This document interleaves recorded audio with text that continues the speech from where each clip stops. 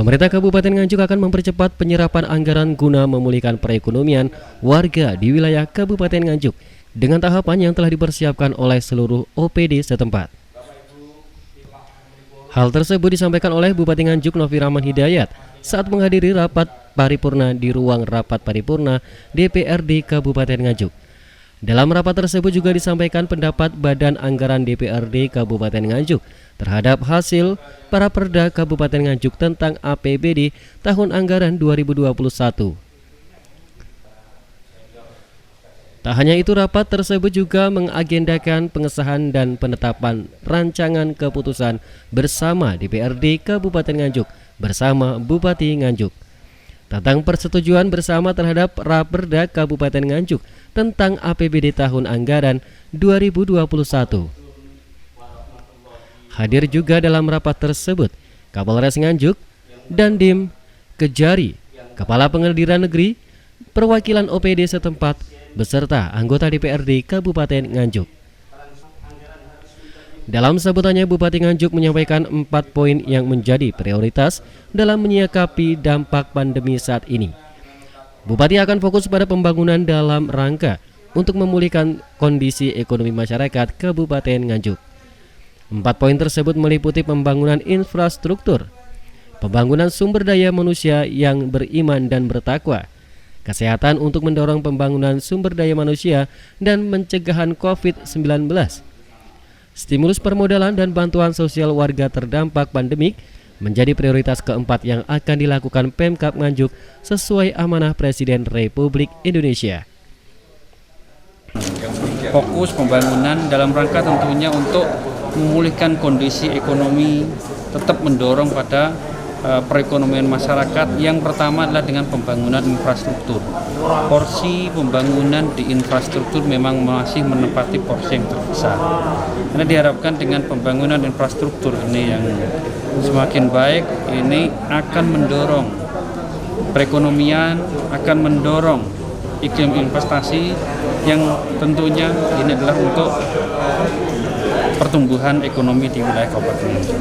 Menyikapi pembangunan infrastruktur yang menjadi prioritas terbesar Pemkab Nganjuk, Tatit Heru Cahyono, Ketua DPRD Kabupaten Nganjuk menyampaikan, dalam pelaksanaan pengerjaannya diharapkan agar lebih tertata dan tepat waktu. Hal tersebut tak lain supaya hasil dari pembangunan bisa lebih maksimal dan bermanfaat untuk masyarakat. Mengkritisi ini yang sering mulai tahun kemarin. Kemarin kita pengesahan ya tepat waktu seperti ini tahun kemarin untuk APBD 2020 tahun kemarin ya tepat seperti ini, penandatangan sebelum November, malah kita kan pas bulan 30 November. Teman-teman mulai badan anggaran, mulai teman-teman komisi mengkritisi setiap pelaksanaannya ini mesti selalu molor, sehingga harapan kita seperti misalkan Surabaya Januari itu sudah ada mulai yang dilaksanakan karena memang pelaksanaannya dia sudah benar-benar matang. Nah, kita kemarin itu bulan Juni, Juli baru mulai proses lelang, sehingga pekerjaan terburu-buru akhirnya kan kurang maksimal. Dalam rapat paripurna tersebut juga dilaksanakan penandatanganan keputusan bersama DPRD Kabupaten Nganjuk dengan Bupati Nganjuk terhadap rancangan peraturan daerah Kabupaten Nganjuk tentang APBD tahun anggaran 2021. Dengan keputusan ini diharapkan bisa membantu memulihkan perekonomian warga di wilayah Kabupaten Nganjuk, khususnya pada masa pandemik saat ini. Dari Nganjuk, Jawa Timur, Samsul Arifin, SRTV.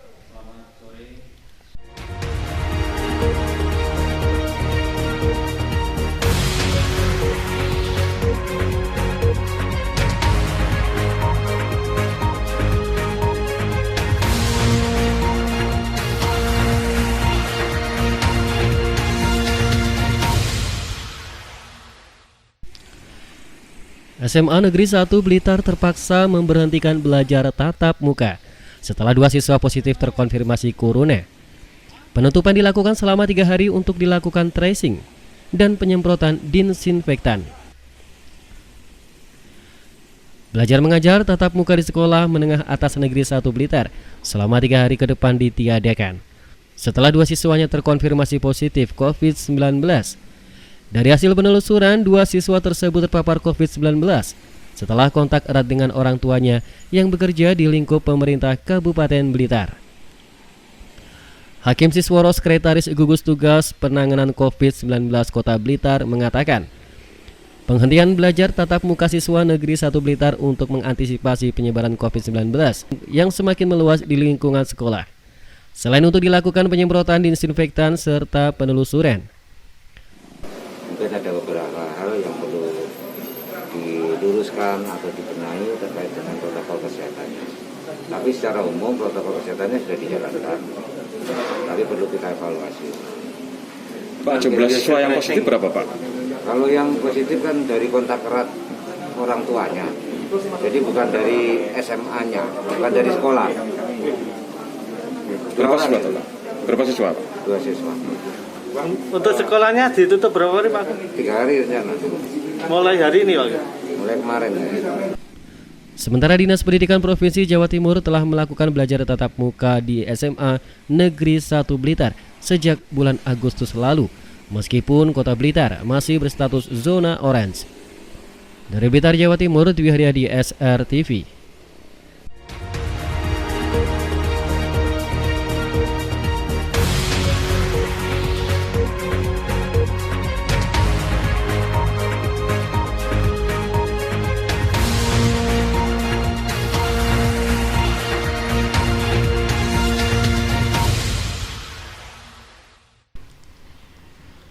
Kecelakaan maut terjadi di ruas tol Madiun, Nganjuk, Jawa Timur. Akibat kecelakaan ini, 3 korban tewas di tempat dengan kondisi hangus terbakar.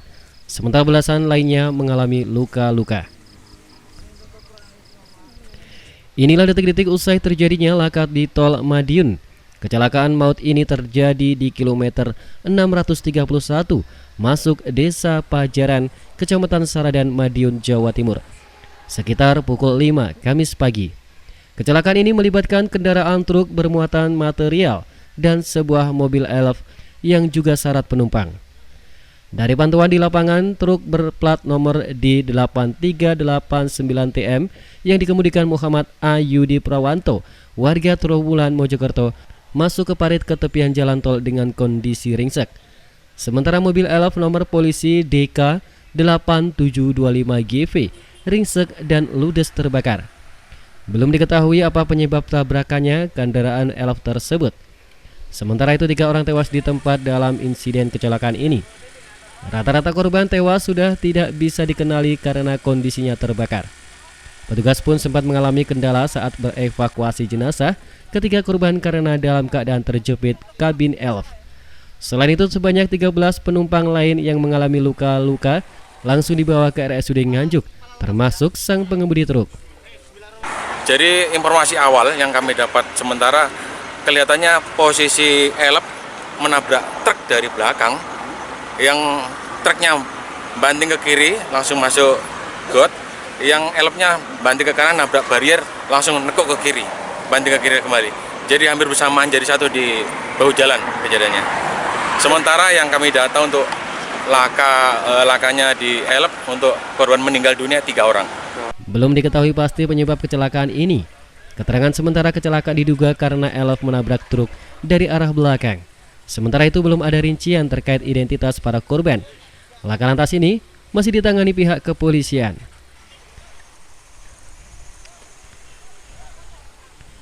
Dari Madiun, Imam Iswanto, SRTV.